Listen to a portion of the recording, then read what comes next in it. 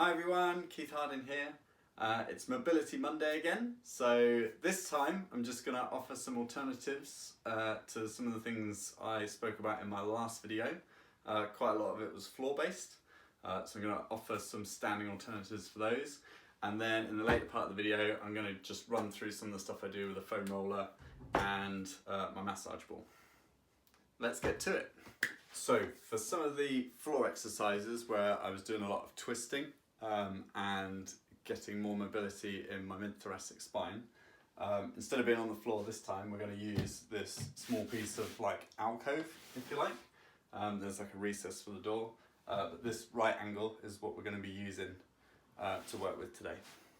So for the first exercise, we're just going to work on stretching out this portion of your chest and improving the range of retraction in your shoulder. And all you're going to do is stand with the top of your shoulder just against the wall, and then all you're going to do is just lean into that so that you can feel your shoulder retracting, and just do that a few times, and every time just try and let it go a little bit further. And then at the bottom, if you want, you can like add a bit of a twist in, moving your head as well, and you should be able to feel that working up into your neck. With this kind of exercise, it's really quite good because you're not trying to support your body weight at the same time, so you can really manage what load you're putting through your shoulder, and every time you go for the stretch you can just feel where the limit is for you and just work it that little bit more. So if you find that you are really restricted in your upper chest, it's a really good place to start. When you come to do the other side, just use the other face and make the same sort of action, but you should be able to see here now that I'm getting like a retraction in my shoulder and there's like a bit of a crease coming in here.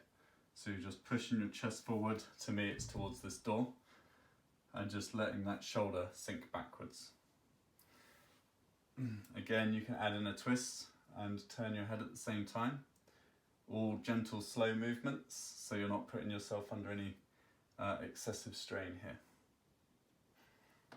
Now that you've improved the mobility in your chest and like upper traps area, you can then start working on and around the actual shoulder itself. So you can start by putting your hand at head height and your elbow against the wall, and then just leaning into this. And initially it will feel the same, but also you will feel differences because of the change of the position you're on. And then you can just work the same motions again and just work on increasing that range. Again, you can change how the move feels by changing the height of your hand on the wall. So just go ahead and play with that for a few minutes.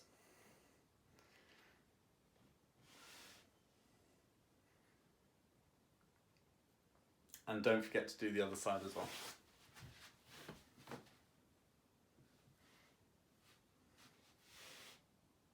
Okay, the next exercise we're going to do standing is just a twist of the, well, it's going to be a whole spine really between your neck and your hips. And what you're going to do first is I'm going to stand with my feet pointing towards the door and in line with this wall. And then all you're going to do is hands on the corner, and then I'm going to turn and look over my left shoulder, and then so you can moderate how much you twist between your hips and your shoulders with your left hand, and then you can change how much you move between your shoulders and your head with your head, and just go ahead and play around with that just for a couple of repetitions, just to see what you're feeling and which areas need work. Try and keep your shoulders down, so don't let your shoulders come up as you turn, because that's kind of cheating. So keep your shoulders set down and then just look over your shoulder. And then to do the other side, all I'm going to do is turn so that my feet are now pointing parallel with this wall, and then I'm going to push off with my right hand and look over my right shoulder, and do the same on the other side. Remember to keep your shoulders down as you look around. Okay, for the last standing exercise, we're just going to do flexion of the mid-thoracic portion of your spine. This will also help with any tightness that you have in your lats as well. All you're going to do is stand about a foot away from the wall. You can do this on a flat wall. I'm just going to do it on the corner so that you can see what's happening. And all you're going to do is hands at kind of head height on the wall, and then all you're going to do is drop your chest between your arms. Maybe play around with your feet positioning to get the optimum position. I'm now probably about 2 feet away from the wall. And just drop your chest towards the floor. And you should be able to feel the squeeze in between your shoulder blades. And then when you come back up, just really extend your elbows towards the wall and drive the middle of your back away from the wall. And then you can repeat this a few times, just flexing and bending.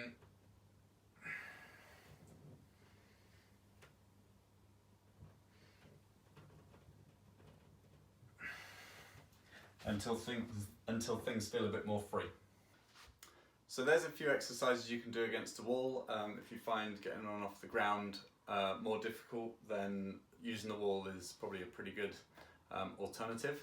Now we're going to have a look at doing some foam roller, and that's just going to be a quick couple of things that I do, and these will be floor based. Also, you'll need a foam roller. First of all, getting onto your foam roller, really, I wouldn't suggest going lower than kind of like the bottom of your shoulder blades. So once you've found that position, then you can go ahead and lift your hips off the ground. If in the beginning you find it a bit sensitive, maybe just kind of like shuffle your bum along the floor so that you're not putting too much pressure on your muscles. But eventually you will get to the point where you can roll throughout the whole time with your bum off the ground. So first of all, I just keep my shoulders down and my elbows kind of like just out in front of me, as it were, and then just roll up and down. If you do feel that you need to make things a bit more intense, you can reach higher, as if you were pushing your hands towards the ceiling. And then sometimes I will add a 10 kilogram shot pad to my chest, but I'd only recommend that if you're definitely trying to hit some specific knots and spots that normal foam rolling won't get rid of. Another thing I'll do to increase intensity is, having reached up to the ceiling, is then rolling onto one side and then the other. And this allows you to just help push out the muscles that you are extending in your back. And you can also work this into like your upper traps as well, just rolling from one side to the other.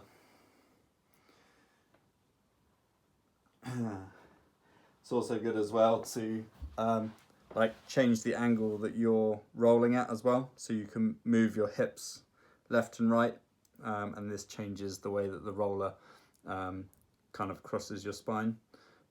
So when you roll, that'll change how the roller feels as well.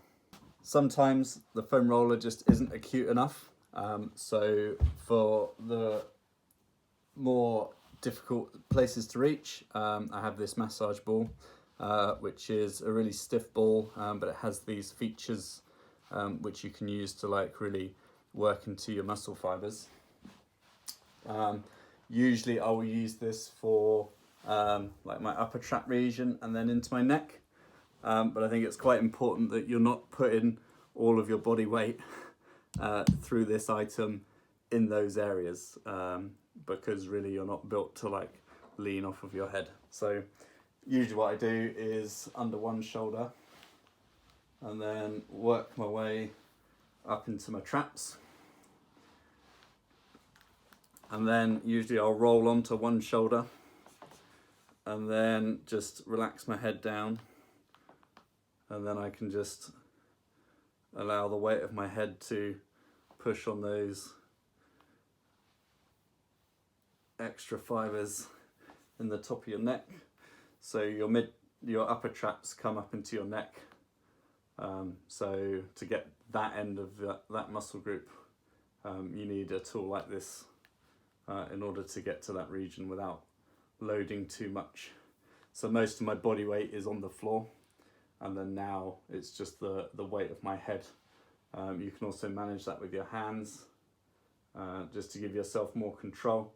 And it's just important to go not 100% straight away at least. Your neck can be quite a sensitive region, so just take it easy. I tend to feel like the muscles in my neck are quite sensitive, so if you touch them then they will feel sore. So it is important that you're not stressing them too much. So make sure your body weight's mostly on the floor, and just take your time and just work slowly, little steps at a time. So those are my tips for this week. I hope you find some of that stuff useful. Just have a play, go easy, and take your time with it. But certainly mobility and flexibility is a really good way of making yourself feel more comfortable and more lively. So yeah, I hope you enjoy those tips. Stay safe, and we'll see you next time.